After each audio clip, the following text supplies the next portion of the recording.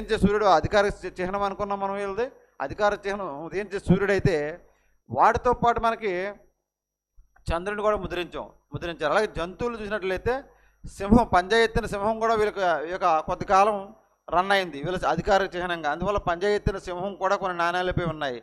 అలాగే మనకి ఏనుగు ఉన్నది. ఏనుగు ఏంటి? అశ్వదళం.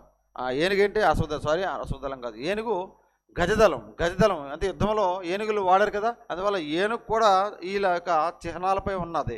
అలాగే మనకి మరి ఏంటది? గుర్రం ఉన్నది. గుర్రం యుద్ధాల్లో వాడతారు. అలాగే ఎద్దులు కూడా కొంతమంది రాజులు యుద్ధాల్లో వాడినారు కాబట్టి ఎద్దులు ఉన్నాయి. అంటే ఇక్కడ చిహ్నాల్లో ఏ జంతువులు లేవు అని కూడా కొన్ని సందర్భాల్లో ఇచ్చి ఆప్షన్లో జింక కానీ వాడారా ఉన్నదా లేదని కూడా ఇచ్చినారు. పులిని ఉన్నదా అంటే లేదు, జింక లేదు, పులి లేదు. మనకి ఏనుగు ఉంది, ఎద్దులు ఉన్నాయి, అలాగే గుర్రం ఉన్నది, సింహం ఉన్నది, పంజా ఎత్తిన సింహం కూడా ఉన్నది జంతువుల్లో అయితే.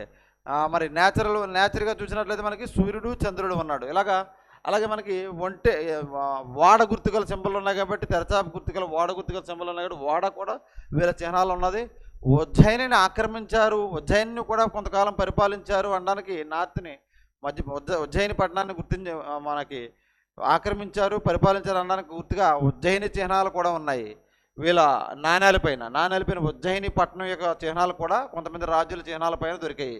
అలాగే మనకి మతానికి సంబంధించి స్వస్తిక్కు, త్రిరత్నము, అలాగే కమలం, శంఖం లాంటి చిహ్నాలు కూడా మనకి ఈ శాతవాహనుల నాణ్యములపై లభించాయి. అసలు నాణ్యములు అనే దాన్ని ఎందుకు మనం ఇంత డిస్కస్ చేయాలి విపులంగా అంటే, దీని నుంచి కూడా క్వశ్చన్ వస్తుంది. నాణ్యముల అధ్యయనం గురించి తెలిపేదాన్ని ఏమంటారు అంటారు, నాణ్యముల అధ్యయనం గురించి తెలిపేదాన్ని ఏమంటారు అనేసి మనకి గతంలో నా question GK point of view కూడా రావడం జరిగింది. నాణ్యముల అధ్యయనం గురించి తెలిపే శాస్త్రాన్ని ఏమంటారంటే న్యూమిస్మెటిక్స్ అంటారు. నాణ్యముల అధ్యయనం గురించి తెలిపే శాస్త్రాన్ని ఏమంటారంటే న్యూమిస్మెటిక్స్. అంటే దొరికిన నాణాలు అధ్యయనం చేయడాన్ని ఏమంటారంటే చరిత్రకారులు అధ్యయనం చేస్తారు. అందరూ అధ్యయనం చేసిరు. ఈ చరిత్రకారులు ఎవరైతే అధ్యయనం చేస్తారో దాన్ని ఈ చరిత్రకారులు నాణ్యములు అధ్యయనం చేసినట్లయితే దొరికిన నాణ్యాలు ఎక్కడైనా దొరికినట్లయితే ఆ నాణ్యములే ఇప్పుడు మనకి కూడా లేటెస్ట్గా అప్డేట్ అవుతున్నాయి. ఎక్కడెక్కడ నాణ్యాలు కొన్ని చోట్ల దొరుకుతున్నాయి. ఇక కోటిలింగాల్లో అయితే మనకి ఇక్కడ మొదటి రాజైన సిముకుడి నాణ్యాలు అత్యధికంగా దొరికాయి, కొన్ని వేలలో దొరికాయి కోటిలింగాల్లో. వీటిని నాణ్యముల అధ్యయనాన్ని ఏమంటారు? న్యూమిస్మెటిక్స్ అంటారు. ఈ నాణ్యములపై ఉన్న చిహ్నాలు ఏమైతే ఉంటాయో, అంటే నేను చెప్పాను కదా, వాడ గుర్తు కానీ అలాగే సూర్యుడు చంద్రుడు ఇలాంటి గుర్తులు ఉన్నాయి కదా, ఈ గుర్తుల్ని దేని గురించి వాడారు అని చెప్పడం కోసం ఈ గుర్తుల అధ్యయనం అనేది తెలిపేదాన్ని ఏమంటారంటే సిగిలోగ్రఫీ అంటారు. నాణ్యములపై గల చిత్రాలని అధ్యయనం చేయడాన్ని సిగిలోగ్రఫీ అంటారు. అయితే ఈ నాణ్యములు ఏ భాషలో వేశారు అని కూడా మనకు అడగవచ్చు. ఎందుకంటే శాతవాహనుల భాష ఏంటి? మనకి శాతవాహనుల భాష ప్రాకృతం అనేది శాతవాహనుల యొక్క భాష. మనం గుర్తుంచుకోవాల్సింది, శాతవాహనుల యొక్క భాష అనేది ప్రాకృతం. విష్ణుకుండిల వరకు కూడా ప్రాకృతమే రన్ అవుతుంది. విష్ణుకుండిల్లో మాత్రం సాంస్క్రిట్ లాంగ్వేజ్గా అధికారిక భాష మారుతుంది. కానీ ప్రజలు మాట్లాడే భాష ఏంటి? దేశీ భాష. శాతవాహనుల అధికారిక భాష ప్రాకృతము, ప్రజలు దేశీ భాష మాట్లాడేవారు, ప్రాకృతం మాట్లాడేవారు. కాబట్టి ప్రజల భాష అయితే దేశీ భాష ఉండేటప్పటికి, కానీ ప్రాకృతం అనేది అధికారిక భాష శాతవాహనులకి. ఇక్కడ నాణ్యములు ఎక్కువగా ప్రాకృత భాషలో ఉన్నాయి. ఓకే, ఇప్పుడు మనం ఈ నాణ్యాల గురించి అధ్యయనం చేసే ముందర ఫస్ట్ ఆఫ్ ఆల్ మీకు రాజులు ఎవరున్నారో తెలియకుండా ఈ నాణ్యాలు శాసనాల గురించి చదివేస్తే మనకి సబ్జెక్ట్ అవగాహన రాదు. కాబట్టి ఫస్ట్ మీ నోట్బుక్లో ఒక్కసారి ఈ రాజులు ఎవరైతే ఉన్నారో వీళ్ళందరూ నోట్ చేసుకోండి. ఎవరంటే మొదటగా మనకు వచ్చింది ఎవరని చెప్పాను నేను? శ్రీముఖుడు లేదా సిముఖుడు. ఇక్కడ కోటిలింగాల్లో కొన్ని వేల కొద్ది నాణ్యములు దొరికాయి. శ్రీముఖుడు ఆధారాలు ఇతర ఆధారాలు కూడా నేను చెప్పడం జరిగింది పురాణపరంగా మనకి శ్రీముఖుడి గురించి. అలాగే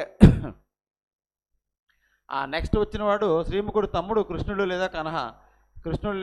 శ్రీముఖుడు చనిపోయిన తర్వాత కృష్ణుడు లేదా కనహ అనేసి అతని తమ్ముడు వచ్చాడు. ఆ తర్వాత శ్రీముఖుడి కుమారుడు మొదటి శాతకర్ణినే మన మల్లకర్ణి అని చెప్పే పురాణాల్లో, మత్స్యపురాణం మల్లకర్ణి అని చెప్పింది మొదటి శాతకర్ణిని. పురాణాల్లో మనం ఆధారాలు చెప్పుకున్నప్పుడు చెప్పాం. మొదటి శాతకర్ణిని మల్లకర్ణి అని కూడా అంటుంది మత్స్యపురాణము. అయితే శ్రీముఖుడు కుమారుడు మొదటి శాతకర్ణి. ఆ తర్వాత మొదటి శాతకర్ణికి ఇద్దరు కుమారులు ఉన్నారు, వేదసిరి, శక్తిసిరి అనే ఇద్దరు కుమారులు ఉన్నారు. ఇందులో వేదసిరి కాలం ఉన్నది మనకు. మొదటి శాతకర్ణి తర్వాత వేదసిరి గురించి కొంచెం డేటా ఉంది కాబట్టి శక్తిసిరి గురించి ఏమి డేటా లేదు, అతను పాలించడం లేదని కూడా మనకు క్లారిటీ లేదు. అయితే 30 మంది రాజులు పాలించారని చెప్పుకున్నాం కదా మనం. శాతవాహనులు మత్స్య పురాణం ప్రకారం 30 మంది రాజులు మత్స్య పురాణం ప్రకారంగా 30 మంది రాజులు పాలించారు. సుమారు 456 సంవత్సరాలు పాలించారు. అలాగే వాయు పురాణం ప్రకారంగా 17 మంది రాజులు పాలించారు. సుమారు 272 సంవత్సరాలు పాలించారని మనం చెప్పుకున్నాం.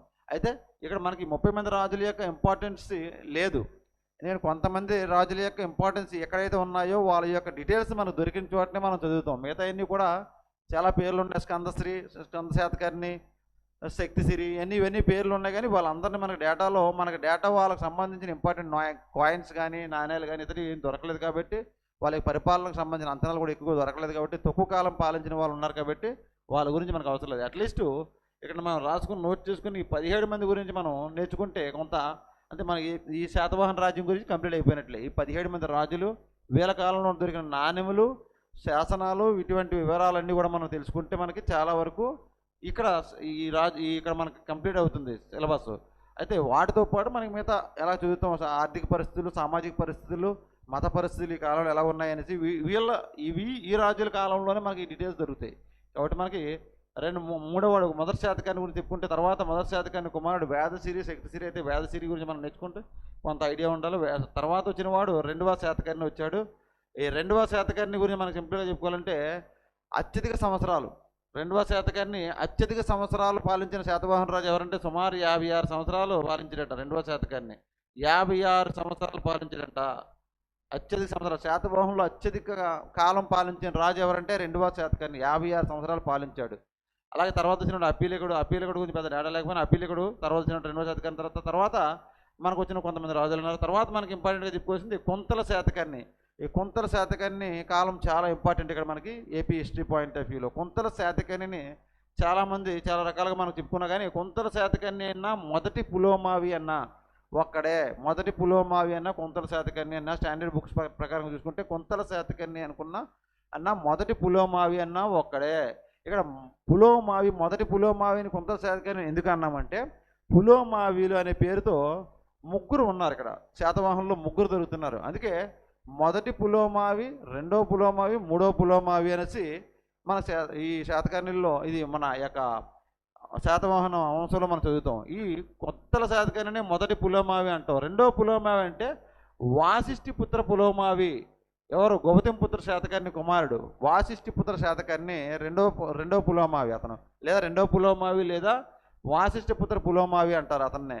అలాగే మూడవ పులోమావి లాస్ట్ శాతవాహన రూలర్స్లో 30వ రాజు ఎవడంటే మూడవ పులోమావి ఇతనికి సంబంధించి మేకతోని శాసనం అనే ఒక శాసనం దొరికింది. దాని గురించి డీటెయిల్స్ మనం నేర్చుకుంటాం. దానిలో ఇంపార్టెన్స్ ఏమున్నాయో అయితే ఇప్పుడు మనకి ఎడవచ్చాం. అప్పీలకుడు తర్వాత కుంతల శాతకర్ణి లేదా మొదటి పులోమావి తర్వాత గౌరవకృష్ణుడు. ఇతని గురించి పెద్ద డీటెయిల్స్ ఏం లేవు కానీ గౌరవకృష్ణుడు. ఆ తర్వాత హాలుడు గురించి మనం నేర్చుకుంటాం. హాలుడు తర్వాత శివస్వాతి అంటే మన గౌతమిపుత్ర శాతకర్ణి యొక్క తండ్రి శివస్వాతి. ఆ తర్వాత గౌతమిపుత్ర శాతకర్ణి కుమారుడు రెండవ పులోమావి లేదా వాసిష్ఠపుత్ర పులోమావి ఇతను వచ్చాడు. ఆ తర్వాత వచ్చింది ఎవరంటే శివశ్రీ శాతకర్ణి లేదా వాసిష్ఠిపుత్ర శాతకర్ణి. వాసిష్ఠిపుత్ర పులోమావి ఒకడు, వాసిష్ఠిపుత్ర శాతకర్ణి యజ్ఞశ్రీ శాతకర్ణి సోదరుడు వాసిష్ఠిపుత్ర శాతకర్ణి. ఈ శివశ్రీ శాతకర్ణి లేదా వాసిష్ఠిపుత్ర శాతకర్ణి యజ్ఞశ్రీ శాతకర్ణి యొక్క సోదరుడు ఈ వాసిష్ఠిపుత్ర శాతకర్ణి. రుద్రదాముడి చేతిలో ఓడిపోయాడు ఇక్కడ అతను చక్రరాజులైన.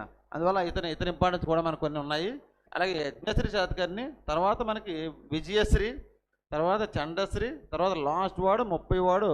ఇదంతా ఆర్డర్ నెంబర్ ఇదేం కాదు కానీ మధ్యలో కొంతమంది రూలర్స్ ఉన్నారు. మనకి ఇంపార్టెంట్ రూలర్స్ గురించి మనకి ఎవరెవరు అవసరమో వాళ్ళ పేర్లను మీకు లిస్ట్ అవుట్ చేయడం జరిగింది. ఇక్కడ లాస్ట్ మూడవ పులోమావి బళ్ళారిలో దొరికింది. ఇతనికి సంబంధించింది మేకధోని శాసనం.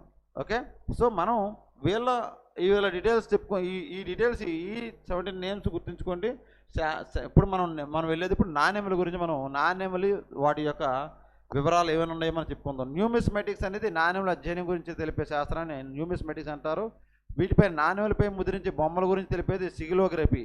దీన్ని అధ్యయనం చేసేది బొమ్మలు చిత్రాలు ఏదైతే దాని మీద ఉంటాయో నాణ్యములపై దాన్ని అధ్యయనం చేసేదాన్ని సిగిలోగ్రఫీ అంటారు. అయితే మనకి ఇక్కడ ఏమైనా ఎక్కడెక్కడ నాణ్యములు దొరికాయి, ఇక్కడ వీళ్ళ కాలంలో ఏ నాణ్యములు ఉండేవి అని చూసినట్లయితే మనకి మొదటగా రాగి నాణ్యములు, వెండి నాణ్యములు, మనకి రాగి నాణ్యములు ఉండేవి, వెండి నాణ్యములు ఉండేవి. అలాగే మిశ్రమ నాణ్యాలు రాగి వెండి మనకు రాగి వెండి నాణ్యాలు దొరికాయి, రాగి నాణ్యాలు దొరికాయి, వెండి నాణ్యాలు దొరికాయి. అలాగే మిశ్రమ నాణ్యాలు అంటే 14 నాణ్యాలు ఉంటాయి, 14 కాయిన్స్, 14 నాణ్యములు లేదా 14 కాయిన్స్ అనేసి ఈ మిక్స్డ్ మెటల్స్ ఏంటంటే రాగి ప్లస్ తగరం మిక్స్డ్. ఇది కూడా అడిగాడు క్వశ్చన్ చూసుకోండి, రాగి ప్లస్ తగరం 14 కాయిన్స్ లేదా 14 నాణ్యములు అనగానే ఏమని అడిగాడు ఒకసారి గతంలో.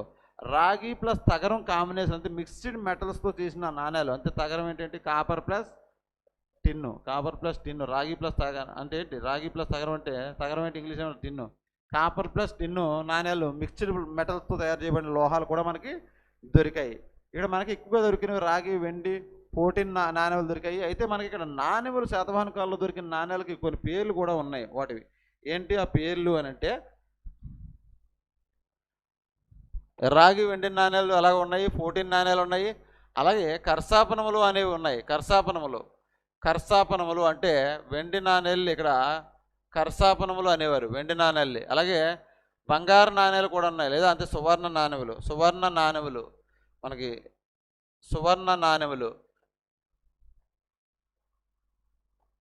నాణ్యములు ఉన్నాయి. బంగారం అంటే బంగారు నాణ్యాలు. ఇక్కడ ఈ కర్సాపనములు అంటే వెండి నాణ్యములు, కర్సాపనములు అంటే వెండి నాణ్యములు కూడా దొరికాయి. ఇక్కడ వెండి నాణ్యములు, కర్సాపనములు, వెండి నాణ్యములు, సువర్ణ నాణ్యములు. అయితే ఇక్కడ వృషభదత్తుడు అనే ఒక నహపానుడి యొక్క అల్లుడు, అంటే గౌతమపుత్ర శాతకర్ణితో యుద్ధం చేసిన గౌతమపుత్ర శాతకర్ణి 23వ రాజు శాతవాహనంలో.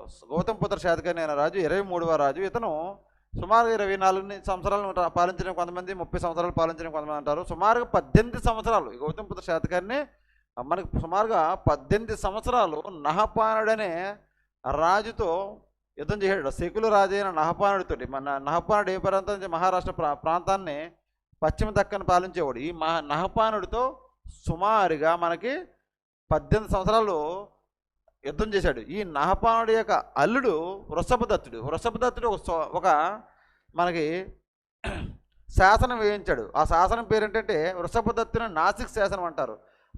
శాసనాల్లో మన నాసిక్ శాసనం అనేది మళ్ళా గౌతమి బాలాశ్రీ వేయించిన నాసిక్ శాసనం మోస్ట్ ఇంపార్టెంట్. అయితే నాసిక్ శాసనం, వృషభదత్తుడు వేయించిన నాసిక్ శాసనం కూడా ఉన్నది.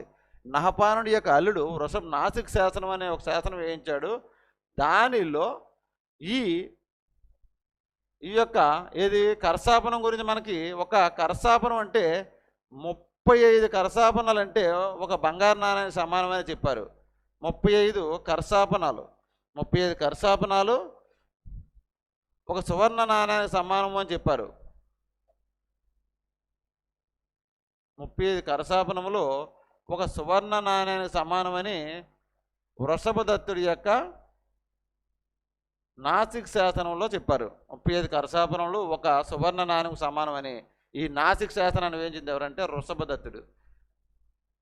మరి ఇంకొకరు ఎవరు వృషభదత్తుడు అనేవాడు నహపానుడి యొక్క అల్లుడు, శకుల రాజు అయిన నహపానుడి యొక్క అల్లుడు.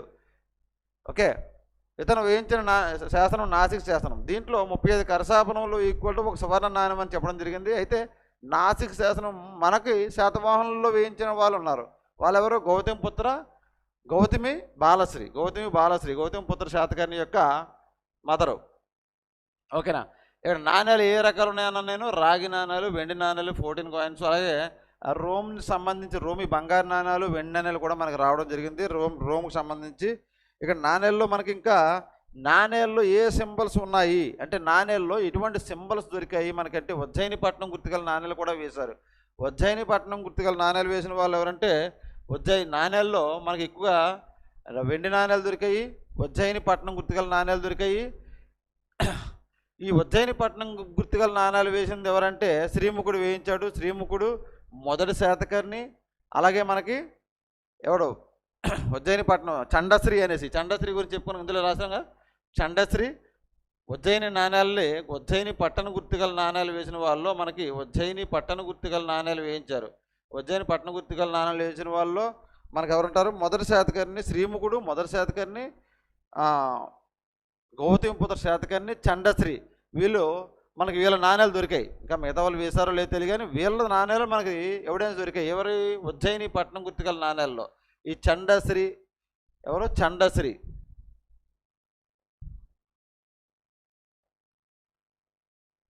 చండశ్రీ, శ్రీముఖుడు, మొదటి శాతకర్ణి, గౌతమిపుత్ర శాతకర్ణి, చండశ్రీ వీళ్ళ నాణ్యాలపైన ఉజ్జయిని పట్టణం గుర్తుగల నాణ్యం కూడా మనకి దొరికినాయి. అలాగే మనకి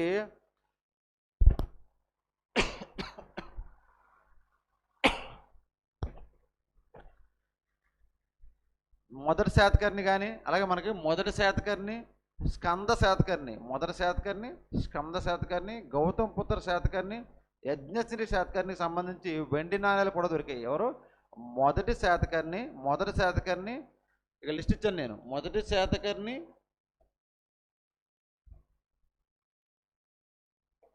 వెండి నాణ్యాలు మొదటి శాతకర్ణి, స్కంద శాతకర్ణి ఒక రూలర్ ఉన్నాడు. స్కంద శాతకర్ణి, మొదటి శాతకర్ణి, గౌతమిపుత్ర శాతకర్ణి మరియు యజ్ఞశ్రీ శాతకర్ణికి సంబంధించి వెండి నాణ్యాలు మనకు దొరికినాయి మనకి.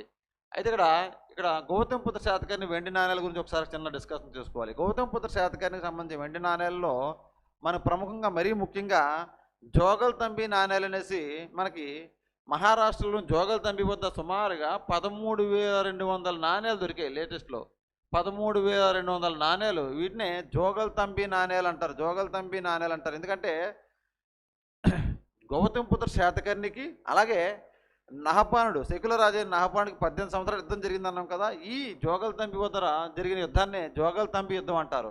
ఈ జోగల్ తంబి యుద్ధంతో నహపానుడు ఓడిపోవడంతో ఇక్కడ 13,200 నాణ్యాలు ఇక్కడ దొరికాయంటే అక్కడ యుద్ధం జరిగి ఓడిపోవడం వల్ల అక్కడ నాణ్యాలు కొన్ని కరెన్సీ మిస్ అయింది. సో ఇక్కడ మన కరెన్సీ ప్రకారంగా చూసినట్లయితే ఇక్కడ 13,200 నాణ్యాలు దొరికినాయి కదా. ఇవి వెండి నాణ్యాలు దొరికాయి ఇవి. అందువల్ల మనకి వెండి నాణ్యాలు దొరికాయి. గౌతమిపుత్ర శాతకర్ణి జోగల్ తంబి నాణ్యాలు. అయితే గౌతమిపుత్ర శాతకర్ణి యొక్క నాణ్యాలని మనకి ఏమని అంటారంటే దాన్ని కూడా మనకి గతంలో ప్రశ్న రావడం జరిగింది. గౌతమిపుత్ర శాతకర్ణికి జోగల్ తంబి వద్ద దొరికిన నాణ్యాల్లో ఏది నాణ్యాలప్పటికీ ఈ నాణ్యాల్లో నహపాన్ని ఓడించిన తర్వాత కదా వచ్చాయి. ఇక్కడ నహపాడుని ఓడించాడు ఎక్కడ? జోగల్ తంబి వద్ద యుద్ధం చేసిలో. అప్పుడు నహపానుని ఓడించిన తర్వాత గౌతమిపుత్ర శాతకర్ణి ఏం చేయాలంటే జనరల్గా రాజులు ఏం చేశారంటే నాణ్యాలు వాళ్ళు ఎప్పుడైతే రాజులు అపోజిట్ కింగ్ ఓడిపోయాడో వాళ్ళ యొక్క నాణ్యాలు కరిగించి వీళ్ళ యొక్క నాణ్యాలు మళ్ళీ కొత్త కరెన్సీ కొత్తగా రాగి నాణ్యాలు కానీ వెండి నాణ్యాలు కానీ ఆ మెటల్ని కరిగించి వీళ్ళ నాణ్యాలు వీళ్ళ ముద్రతో ముద్రించుకుంటారు. కానీ ఇక్కడ ఏం చేయాలంటే గౌతమిపుత్ర శాతకర్ణి ఫస్ట్ టైము వాళ్ళ నాణ్యాలని ఒత్తేసి కొంచెం అంతే నొక్కి పెట్టి మళ్ళీ దాన్ని ఏం చేయాలంటే పునర్ముద్రించాడు. ఏది వీళ్ళకి కావాల్సిన కాయిన్స్ వీళ్ళకి కావాల్సిన ముద్రలు వేసుకొని పునర్ముద్రించి అవే కరెన్సీలో వాడేశాడు. అవి వాటిని ఏమంటారంటే ఒత్తుడు నాణ్యాలు కూడా అంటారు. ఒత్తుడు నాణ్యాలు, వద్దంక నాణ్యాలు, ఒత్తుడు నాణ్యాలు అంటారు, విద్దంక నాణ్యాలు అంటారు, లేదా పునర్ముద్రిత నాణ్యాలు అంటారు, జోగల్ తంబి నాణ్యాలు అంటారు. వీటినే జోగల్ తంబి నాణ్యాలు అంటే ఒత్తుడు నాణ్యాలు, విద్దంక గౌతమిపుత్ర శాతకర్ణి యొక్క నాణ్యాలే ఒత్తుడి నాణ్యాలు, చిల్లు పెట్టిన నాణ్యాలు అంటే చిల్లు కూడా పెట్టాడు. అంటే ఇలా కాయిన్ ఉందనుకోండి, ఆ కాయిన్ నిజం నొక్కియడము లేదా దానిపైన ఇంకో స్టాంప్ వేయడం, ఇంకో సింబల్ వేయించడం మెటల్ తోటి. ఆ విధంగా వేయడం వల్ల ఒత్తుడి నాణ్యాలు లేదా పునర్ముద్రిత అంటే ముద్రించాడు అవే నాణ్యాలు అలాగా వాళ్ళు కరిగించలేదు. పునర్ముద్రిత నాణ్యాలు లేదా విద్దంక నాణ్యాలు లేదా చిల్లు పెట్టిన నాణ్యాలు అనేసి గౌతమిపుత్ర శాతకర్ణి యొక్క నాణ్యాలు అంటారు. ఇది కూడా ప్రశ్న రావడం జరిగింది. గౌతమిపుత్ర శాతకర్ణి యొక్క నాణ్యాలు ఏ నాణ్యాలు దొరికాయి మనకి? వెండి నాణ్యాలు. ఎక్కడ? జోగల్ తంబి వద్ద. ఎన్ని నాణ్యాలు? సుమారు 13,200 నాణ్యాలు దొరికాయి. ఇవన్నీ కూడా మనకి ఎలా ఉన్నాయంటే ఈ నాణ్యాల పేరు ఏమన్నా ఒత్తుడి నాణ్యాలు లేదా విద్దంక నాణ్యాలు లేదా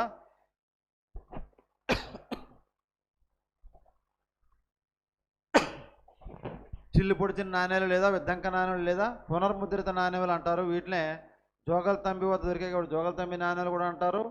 అది మనకి ఇక్కడ ఇంపార్టెంట్ పాయింట్గా మనం గుర్తుంచుకోవాలి. అలాగే వృషభదత్తుడు శాసనంలో మనకి ఏం చెప్పాను? వృషభదత్తుడు నహపానుడు గౌతమిపుత్ర శాతకర్ణి చేతిలో ఓడిపోయిన నహపానుడి యొక్క అల్లుడు వృషభదత్తుడు నాసిక్ శాసనం వేయించాడు. ఆ నాసిక్ శాసనంలో 35 కరసాపనములు. కరసాపనము అంటే ఒక కరసాపనం ఈ నది కూడా వెండి నాణం, సువర్ణ నాణం అంటే బంగారు నాణం. ఈ 35 కరసాపనాల్లో ఒక బంగారు నాణ్యానికి సమానం అంటే ఒక సువర్ణ నాణ్యానికి సమానం అని చెప్పాడు. సో ఈ నాసిక్ శాసనంలో వృషభదత్తుడు. ఇది కూడా ఇంపార్టెంట్ పాయింట్. నాసిక్ శాసనం వృషభదత్తుడు చెప్పింది. అలాగే వృషభదత్తుడు నాసిక్ శాసనంలో ఇంకా మనకి పాయింట్గా చెప్తే నా శాసనాల్లో నేను చెప్తాను. ఇంట్రెస్ట్ రేట్ల గురించి కూడా మాట్లాడాడు. అక్కడ ఏం చెప్పాడంటే నాసిక్ శాసనంలో ఈ వృషభదత్తుడు రాసిన నాసిక్ శాసనంలో ఏం చెప్తాడంటే మనకి శాతవాహనుల కాలంలో interest rate minimum interest rate 2%, maximum interest rate 12% ఉన్నదన్నాడు. 12%, 2% interest రేట్ల గురించి మాట్లాడాడు. శ్రేణులు వడ్డీలకు డబ్బులు ఇచ్చేవి శ్రేణులు అంటే వ్యాపార సంఘాలు శ్రేణులు అంటే వ్యాపార సంఘాలు. అది మళ్ళీ క్లియర్గా మనం మాట్లాడదాం ఆర్థిక పరిస్థితుల్లో. ఇక్కడ వృషభదత్తుడు నాసిక్ శాసనంలో వడ్డీ రేట్ల గురించి కూడా మాట్లాడడం జరిగింది. ఇది మనకి శాసనాల్లో మాట్లాడదాం, కానీ ప్రస్తుతం నీకు వచ్చింది కాబట్టి చెప్పేస్తున్నాను. 2% మినిమం వడ్డీ రేట్ ఉన్నదనంట, మ్యాక్సిమం 12% ఉన్నదనేసి వృషభదత్తుడు నాసిక్ శాసనంలో చెప్పాడు. అలాగే 35 కరశాసనాలు ఈ నదికి పడి ఒక సువర్ణ నాణ్యం సమానం అని చెప్పాడు. ఎవరు? ఈ వృషభదత్తుడు నాసిక్ శాసనంలోను. అలాగే మనకి ఇంకా ఈ చండశ్రీ గురించి మనకు ఒక కీ పాయింట్ ఒకటి చెప్పాడు. చండశ్రీ మనకి నాణ్యాల్లో ఉజ్జయిని పట్టణం గుర్తు నాణ్యం ఉందని చెప్పాను కదా. చండశ్రీ చైత్యం కూడా ఉంది. చండశ్రీ నాణ్యముల పైన చైత్యం ఉంది, ఉజ్జయిని ఉన్నది.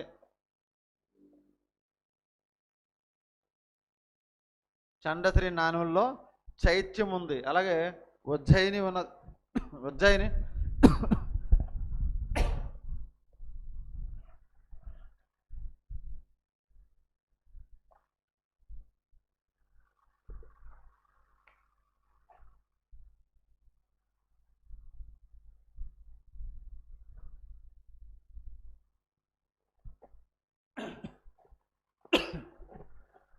చండశ్రీ కింగ్ టైంలో మనకి తీరాంధ్ర ప్రాంతంలో కొన్ని నాణ్యాలు దొరికాయి చండశ్రీకి సంబంధించి. చండశ్రీ ఒక శాతవాహన రాజు, లాస్ట్ శాతవాహన రాజుల్లోనూ ఈ చండశ్రీకి సంబంధించి చైత్యము, ఉజ్జయిని పట్టణానికి, ఉజ్జయిని తోరణం లేదా ఉజ్జయిని పట్టణానికి సంబంధించి, గుర్రానికి సంబంధించిన చిహ్నాలు కనిపించాయి. చైత్యం అంటే ఏంటి? మనకి చైత్యం. ఉజ్జయిని అంటే ఉజ్జయిని పట్టణం గురించి తెలిసింది. గుర్రం సింబలు మనకి యుద్ధాలు వాడతారు, గుర్రం సింబల్ కూడా ఉన్నది. అలాగే చైత్యము అంటే బౌద్ధులు ప్రార్థన చేసుకునే మందిరాల్లో చైత్యం లేదా చైత్య గృహాలు అంటారు. బౌద్ధంలో ప్రార్థన చేసుకునే మందిరాలే అవి సింబల్ కూడా మనకి ఈ చండశ్రీ కాయిన్స్ పైన మనకి దొరకడం జరిగింది. చండశ్రీ కాయిన్ పైన మనకి దొరకడం జరిగింది. అలాగే మనకి అత్యధికంగా నాణ్యములు వేయించిన వాళ్ళలో ఎక్కువ నాణ్యాలు వేయించిన వారంటే ఎవరంటే యజ్ఞశ్రీ శాతకర్ణి అత్యధిక నాణ్యాలు వేయించారట.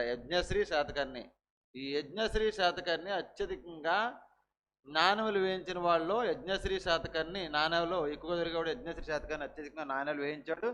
ఈ యజ్ఞశ్రీ శాతకర్ణి మనకి ఇంపార్టెంట్ కీ పాయింట్ ఏంటంటే ఇతను తెరచాప గుర్తికల వాడ తెరచాప గుర్తికల నాణ్యాలు వేయించాడు. వాడ తెరచాప గుర్తికలు అంటే దీని అర్థం ఏంటి? వాడ అనే విషయం అంటే వాడ ఎక్కడ వాడతాం? సముద్రంలో వాడతారు. పూర్వంలో వాడని ఎక్కడ వాడారు అంటే సముద్రంలో వ్యాపారం కోసం వాడేవారు. అంటే వీళ్ళు యజ్ఞశ్రీ శాతకర్ణి ఉంటుంది శాతవాహనులు రోమ్తో కూడా వ్యాపారం చేశారనేసి తెలుస్తుంది. శాతవాహనులు విదేశీ వ్యాపారం చేసింది రోము, సింహళ అంటే శ్రీలంకలో వీటితో కూడా వ్యాపారం చేశారు. మనకి ఆధారంలో చూసారు రోమ్తో వ్యాపారం చేశారు, శ్రీలంక సింహళతో కూడా వ్యాపారం చేయడం జరిగింది. ఎందుకంటే హాలుడు కూడా మన శ్రీలంక అంటే మన వాళ్ళకి వ్యాపారం చేయడానికి ఒక అనుకూలమైన ప్రదేశం చాలా వరకు రాజులు. ఇక్కడ యజ్ఞశ్రీ శాతకర్ణి మాత్రం రోమ్తో వ్యాపారం చేసినట్టుకు ఇతను విదేశీ వ్యాపారం ఉన్నది మన శాతవాహనులు చేశారు అని అనడానికి మనకి ఇతను యజ్ఞశ్రీ శాతకర్ణి వేయించిన నాణ్యములపై ఓడ తెరచాప గుర్తు గల నాణ్యాలు ఉన్నాయి. వాడ గుర్తు అంటే తెరచాప గుర్తు చూడండి, వాడపైన ఒక తెరచాప ఇలా కడతారు. ఒక వాడ అయితే వాడపైన మనకి ఒక తెరచాప కడుతూ ఉంటారు డైరెక్షన్కి. తెరచాప కూడా కడుతూ ఉంటారు, అంటే ఆ గాలికి కొడేసుకోకుండా. దాన్ని ఏం చేశారు? తెరచాప గుర్తు గల నాణ్యాలు అప్పుడు మామూలు ఓడల్లో. సో ఆ ఓడకి తెరచాప గుర్తుగల నాణ్యాలు యజ్ఞశ్రీ శాతకర్ణి కాలంలో మనకు వేశారు. యజ్ఞశ్రీ శాతకర్ణిలో అత్యధిక వెండి నాణ్యాలు వేయించిన వారు ఎవరంటే యజ్ఞశ్రీ శాతకర్ణి. అత్యధికంగా వెండి నాణ్యాలు వేయించిన వారు ఎవరంటే యజ్ఞశ్రీ శాతకర్ణి. అలాగే మనకి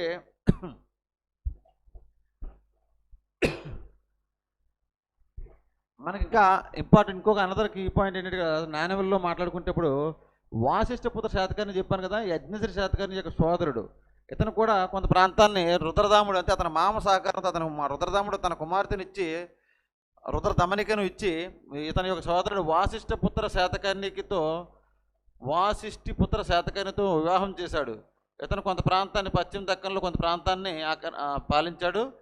ఇతను కూడా యజ్ఞశ్రీ శాతకర్ణితో పాటు ఇద్దరికి ఏంటంటే రాజ్యం కోసం కొంత యుద్ధం జరిగిందన్నమాట. యాక్చువల్గా శాతవాహనుల్లో అంతర్యుద్ధాలు ఏమి లేవు, కానీ ఈ వాసిష్ఠిపుత్ర శాతకర్ణి యజ్ఞశ్రీ శాతకర్ణి కొంచెం అధికారం కోసం ఫైట్ చేసుకోవాల్సిన చిన్న వాళ్ళు అక్కడ కనిపిస్తుంది. ఇక్కడ మన హిస్టరీ ప్రకారంగా ఈ వాసిష్ఠిపుత్ర శాతకర్ణి ప్రకారంగా చూసినట్లయితే మనకి ఇతను 2 భాషల్లో నాణ్యాలు వేయించాడు. ఏంటిది? ప్రాకృతము, దేశీ భాష రెండింటిలోనూ కూడా 2 భాషల్లో ఉన్నాయి ఇతను నాణ్యాల పైన. ప్రాకృతం దేశీ భాష, ప్రాకృతం దేశీ భాష. ఈ వాసిష్ఠపుత్ర శాతకర్ణి ఇంకొక పేరంటే శివశ్రీ శాతకర్ణి, శివశ్రీ శాతకర్ణి లేదా వాసిష్ఠపుత్ర శాతకర్ణి. మరి వాసిష్ఠపుత్ర శాతకర్ణి వాసిష్ఠపుత్ర రెండవ పులోమావి ఒకటి కాదు. వాసిష్ఠపుత్ర రెండవ పులోమావి అనేవాడు గౌతమపుత్ర శాతకర్ణి యొక్క కుమారుడు. వాసిష్ఠపుత్ర శాతకర్ణి యజ్ఞశ్రీ శాతకర్ణి యొక్క సోదరుడు, లేదా వాసిష్ఠపుత్ర శాతకర్ణి లేదా శివశ్రీ శాతకర్ణి. ఇతను వేసిన నాణ్యాలపై ప్రాకృతం మరియు దేశీ భాష రెండు కూడా ఉన్నాయి. ప్రాకృతం మరియు దేశీ భాష రెండు భాషల్లో కూడా ఇతను నాణ్యాలు వేశాడు. అది కూడా మనకు క్వశ్చనే. ఇతను రెండు భాషలు ప్రాకృతం మరియు దేశీ భాష నాణ్యాలు కలిగిన రాజు ఎవరంటే వాసిష్ఠపుత్ర శాతకర్ణి. మరి రాజులు ఈ నాణ్యములపైన ఇంకా ఏమేమి వేయించేవారు? రాజు యొక్క ఫోటో కానీ, లేదంటే వాళ్ళ తండ్రి గారిది కానీ, లేదంటే వాళ్ళ యొక్క కొన్ని మతం ఆచారాలు కానీ ఇలాగా మనకి వేసేవారు. అయితే రాజులు శాతవాహన రాజులు వాళ్ళ యొక్క నాణ్యములపై కాయిన్స్పై ఏ రకమైన సింబల్స్ వేయించారు అని అనుకుంటే మనకి ఈ సింబల్స్ను ఒకసారి గుర్తుంచుకున్నట్లయితే మనకి వాళ్ళ అధికార చిహ్నం, శాతవాహనుల యొక్క అధికార చిహ్నం ఏం చెప్పాను నేను? పంజాయెత్తిన సింహం. పంజాయెత్తిన సింహం అనేది మనం చెప్పాం శాతవాహనుల యొక్క అధికారిక చిహ్నం. అందువల్ల సింహం ఉన్నది శాతవాహనుల నాణ్యాలపై. జంతువులకు ప్రారంభంగా చూసినట్లయితే అలాగే గుర్రం, యుద్ధానికి వాడతాడు గుర్రం ఉన్నది, అలాగే ఏనుగు ఉన్నది యుద్ధానికి వాడేవి, అలాగే ఆ ఏనుగు ఉన్నది, ఎద్దులు కూడా ఉన్నాయి, వృషభం అదే ఎద్దులు కూడా ఉన్నాయి. ఈ జంతువుల్లో ఇవి ఉన్నాయి. అలాగే జింకలు కానీ సింహాలు కానీ ఏమీ లేవు. ఈ నాలుగు కూడా మనకి శాతవాహన సింహాలు ఇప్పుడు దొరికిన కాయిన్స్లో మనకి ఈ 4 సింహాలు సింబళ్ళు ఉన్నాయి. సింహం, గుర్రం, ఏనుగు, ఎద్దు. అలాగే మనకి వాళ్ళ సింహం ఏంటి, వాళ్ళ సింబల్ ఏంటి? సూర్యుడు, చంద్రుడు కూడా మనకు సూర్యుడు ఉన్నాడు, చంద్రుడు ఉన్నాడు. ఇక వాడ ఉన్నది.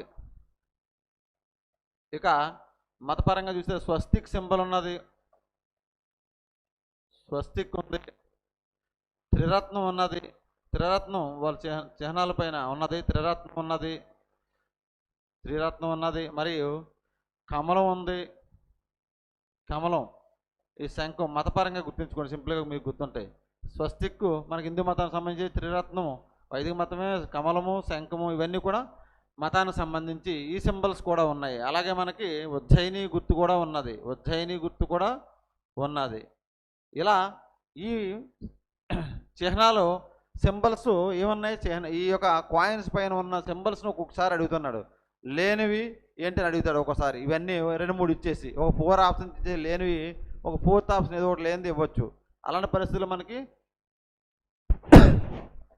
సింహం ఉన్నది, జంతువుల్లో అయితే సింహం, గుర్రం, ఏనుగు, ఎద్దు ఇవన్నీ కూడా యుద్ధానికి వాడేవే. చూడండి, అలా గుర్తుంచుకోండి మీరు సింపుల్గా. సింహం అయితే అధికార చిహ్నం, అది వదిలేండి. తర్వాత వచ్చి గుర్రం అనేది అశ్వకదళం ఉంటుంది, ఏనుగు ఉన్నది గజదళం, ఎద్దు ఉన్నది. ఎద్దులు కూడా మనకి వృషభాల్లో కూడా యుద్ధంలో వదిలేసిన సందర్భాలు కొన్ని ఉన్నాయి మనకు చూస్తే, కొన్ని సినిమాలు చూస్తాం మనం. అలాగే సూర్యుడు, చంద్రుడు, ఉదయించే సూర్యుడు వాళ్ళ సింబల్ అని చెప్పుకోవచ్చు. ఉదయించే సూర్యుడు కూడా ఒక సింబల్ కొంతమంది రాజుల్లో. అధికార చిహ్నం అనేది ఎప్పుడు ఒకటే ఉండిపోలేదు, అలా మారుతూ ఉంటాయి. ఎందుకంటే రాజులు 30 మంది పాలించారు, సుమారు 456 సంవత్సరాలు పాలించారు. కాబట్టి మనకి సింబల్ మారుతూ ఉంటుంది. ఉదయించే సూర్యుడు ఉండొచ్చు, చంద్రుడు కూడా వాళ్ళ సింహం ఉండొచ్చు. కానీ మనం నేర్చుకుంటే ఉదయించే సూర్యుడు లేదా సింహం అనేది, పంజాయెత్తిన సింహం అనేది అధికార చిహ్నం అని కూడా నేర్చుకున్నాం చెప్తారు. అలాగే వాడ తెరచాప గుర్తుకల వాడ ఇప్పుడు చెప్పాను నేను. యజ్ఞశ్రీ శతకాన్ని కాలంలో మనకి వాడ సింబల్ కూడా మనకు దొరికాయి. కాబట్టి దాన్ని కూడా కాయిన్స్ పైన వేశారు. అలాగే స్వస్తిక్ సింబల్ ఉన్నది, త్రిరత్నం ఉన్నది, కమలం ఉంది, శంఖం ఉంది. ఉజ్జయిని పట్టణం ఆక్రమణ పరిపాలించారు కాబట్టి ఉజ్జయిని పట్టణం సంబంధించిన నాణ్యాలకు కూడా శ్రీముఖుడు మొదటి శాతకర్ణి, అలాగే ఏమంటారు గౌతమిపుత్ర శాతకర్ణి, చండశ్రీ కాలంలో ఉజ్జయిని నాణ్యాలు కూడా ఉన్నాయి. అలాగే మనకేమో చైత్యం కూడా ఉన్నది. చైత్యం కూడా ఎవరు చండశ్రీ కాలంలో మనకి ఏముందని చెప్పాను, చైత్యం కూడా ఉన్నది. చైత్యం కూడా మనకి ఉన్నది. ఉజ్జయిని పట్టణం నాణ్యాలు అయితే అక్కడ ఎవరు ఉన్నాయి? ఉజ్జయిని పట్టణం అయితే మనకి ఉజ్జయిని పట్టణం సంబంధించి శ్రీముఖుడు ఉన్నాడు, మొదటి శాతకర్ణి ఉన్నది, గౌతమిపుత్ర శాతకర్ణి ఉన్నాడు, చండశ్రీ ఉన్నాయి. ఈ చండశ్రీ నాణ్యాల మీద 3 సింబల్ ఉన్నాయి. చైత్యం ఉన్నది, గుర్రం ఉన్నది, ఏంటన్నది చైత్యము, గుర్రము, ఉజ్జయిని పట్టణం లేదా ఉజ్జయిని తోరణాన్ని 3 సంబంధించి 3 ఉన్నాయి చండశ్రీ నాణ్యాల పైన. ఇలా ఈ శాతవాహన నాణ్యాలకు సంబంధించి ఇంపార్టెంట్ పాయింట్స్ ఇవి గుర్తుంచుకోండి. మనకి ఇంతకు మించి అక్కడ వెళ్ళడానికి ఏమీ లేదు ప్రస్తుతం ఇన్ డీటెయిల్గా మనం. అలాగే శాతవాహనుల యొక్క నాణ్యాలపై ఉన్న సింబళ్ళు ఇవైతే సింహం, గుర్రం, ఏనుగు, ఎద్దు, సూర్యుడు, చంద్రుడు, వాడ, స్వస్తిక్, త్రిరత్నం, కమలం, శంఖం, ఉజ్జయిని ఇలా నాణ్యాలపైన దొరికిన సింబల్స్. అవి కాకుండా మనకి ఇంకా ఏమైనా ఉన్నాయా అని అంటే శాతవాహనుల నాణేలకు సంబంధించి ఇంకా వివరాలు ఏమైనా ఉన్నాయంటే, శాతవాహనుల నాణేలు ఎక్కడెక్కడ ఏ ప్రాంతాల్లో దొరికాయని కూడా కొన్ని సందర్భాల్లో కొన్ని ఎగ్జామ్స్లో అడుగుతున్నాడు. అది గ్రూప్ కావచ్చు, ఎస్ఐ కావచ్చు, కానిస్టేబుల్ ఎగ్జామ్స్లో కూడా మనకి శాతవాహనుల నాణేలు ఏ ప్రాంతాల్లో దొరికాయి మనకి చెప్పాను ఆల్రెడీ మీకు. శ్రీముఖుడు లేదా సిముక అనే నా పేరుతో నాణేలు, సిముక అనే పేరుతో నాణేలకి మనకి కోట్లింగాల్లో దొరికాయి. కరీంనగర్ జిల్లా కోట్లింగాల్లో, తెలంగాణకు సంబంధించి. అలాగే మన ఆంధ్రాకు సంబంధించి ధరణికోట లేదా అమరావతిలో నాణేలు దొరికాయి. ధరణికోట లేదా అమరావతిలో వెండి నాణేలు దొరికాయి. ధరణికోట లేదా అమరావతిలో దొరికాయి. అలాగే మనకి నాగార్జునకొండలో మనకైతే నాగార్జునకొండలో కూడా మనకి గౌతమ పుత్ర శాతకర్ణి యొక్క నాణేలు దొరికాయి. అలాగే ఇక్కడ నాగార్జునకొండలో విశిష్టత ఏంటంటే నాణేళ్ళు ముద్రించే దిమ్మలు ఉంటాయి కదంటే, నాణేళ్ళు ఒక అదే షేపు క్రియేట్ చేసి నాణేలు ముద్రిస్తారు కదా, ఆ మింటింగు, అవి దిమ్మలు కూడా నాగార్జునకొండ దొరికాయి. గౌతమ పుత్ర శాతకర్ణి నాణేలతో పాటు మరియు మనకి అన్నమయ్య జిల్లా అత్తిరాల్లో దొరికాయి. సాలిహొండం శ్రీకాకుళం సాలిహొండంలో దొరికాయి. సాలిహొండంలో కూడా దొరికాయి నాణ్యములు. శ్రీకాకుళంలోని సాలిహొండంలో దొరికాయి. అలాగే మనకి ఇంకా శ్రీకాకుళం సాలిహొండంలోను, నాగార్జునకొండ, అత్తిరాల, మనకి తొట్లకొండ, బావికొండ, మనకి విశాఖ జిల్లాలో చూసినట్లయితే మనకి తొట్లకొండ, బావికొండలో కూడా దొరికాయి. బావికొండ విశాఖపట్నంలో, బావికొండ అనే ప్రాంతాల్లో కూడా దొరికాయి. బావికొండ అనే ప్రాంతాల్లో కూడా ఈ కాయిన్స్ మనకు దొరికాయి. ఇవి లొకేషన్స్ గుర్తుంచుకోండి ఖచ్చితంగా. మనకి నంద్యాలలో దొరికాయి. అలాగే నంద్యాలలో కూడా దొరికాయి కొన్ని నాణేలు. మనకి నాణేలు కొన్ని మరి సాలిహొండం శ్రీకాకుళంలో సాలిహొండంలో దొరికాయి. మనకి నాగార్జునకొండలో కూడా దొరికాయి. ఇంకా చూస్తే మనకి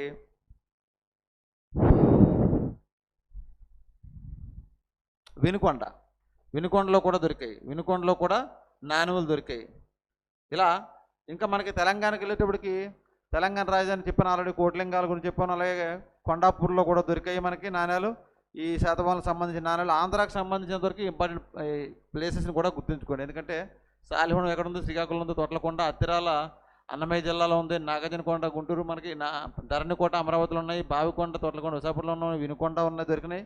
ఇక్కడ ఈ ప్రాంతాల్లో ఈ నాణ్యాలు మన శాతవాహనులకు సంబంధించిన నాణ్యాలు కూడా మనకు నాణ్యాలు దొరకడం జరిగింది. ఈ ప్రాంతాలని కూడా గుర్తుంచుకోవడానికి ప్రయత్నం చేయండి. ప్రయత్నం చేయడం కాదు, గుర్తుంచుకోవాలి. అసలు ఏపీ హిస్టరీ అనేది ఫ్యాక్చువల్ డేటాని మోర్ మకప్ చేస్తూ విత్ కాన్సెప్చువల్ క్లారిటీతో వెళ్తే మనకి మోర్ 70+ అని స్కోర్ చేయడానికి అవకాశం ఉంటుంది. ఫుల్ మార్క్స్ ఎక్కడో 1, 2, 3 మార్క్స్ పోతాయి, కానీ ఫుల్ మార్క్స్ స్కోర్ చేయడానికి అవకాశం ఉంది. ప్రతిదీ కూడా ఇంపార్టెంట్ ఇక్కడ. ఓకే.